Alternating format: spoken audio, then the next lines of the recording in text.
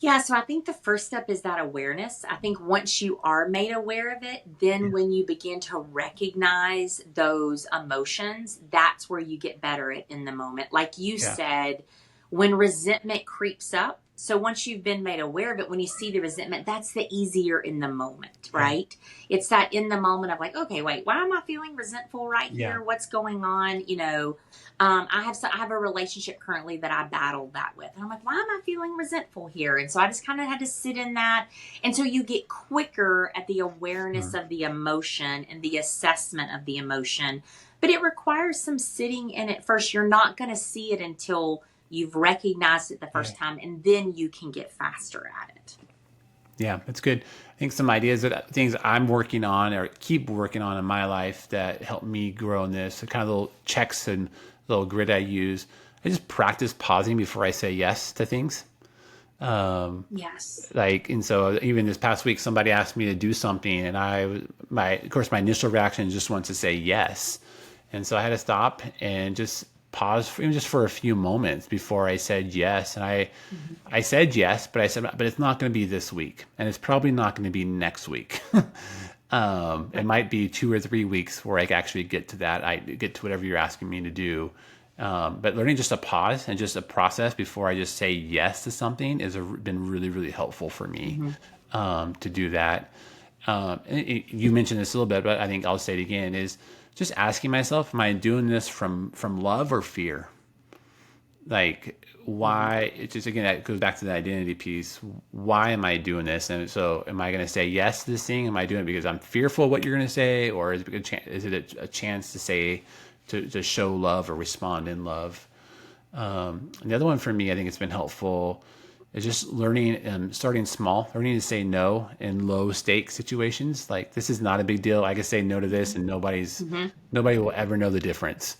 But for me, it's kind of practicing that muscle of learning to say no in Right. ways Right. that so when the harder things come, it's easier to say it.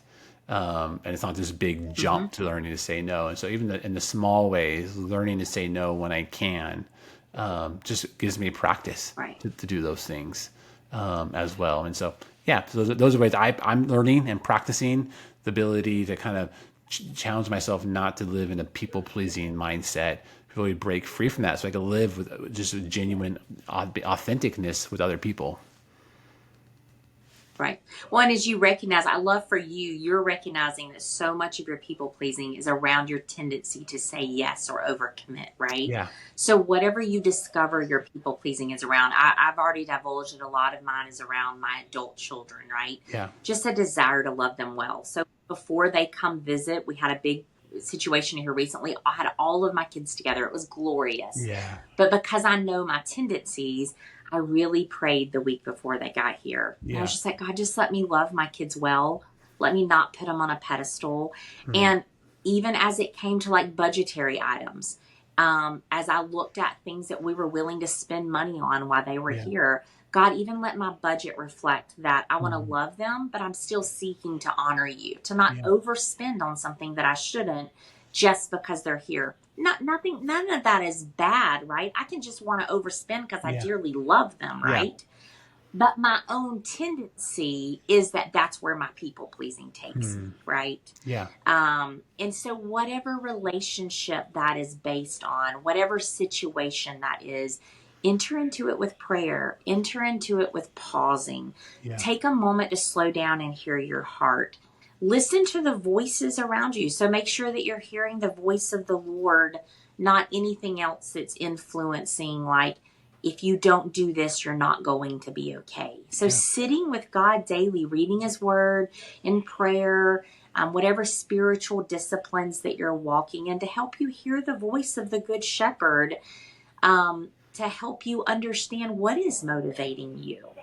And then walking in that daily practice of checking your heart and seeking His wisdom.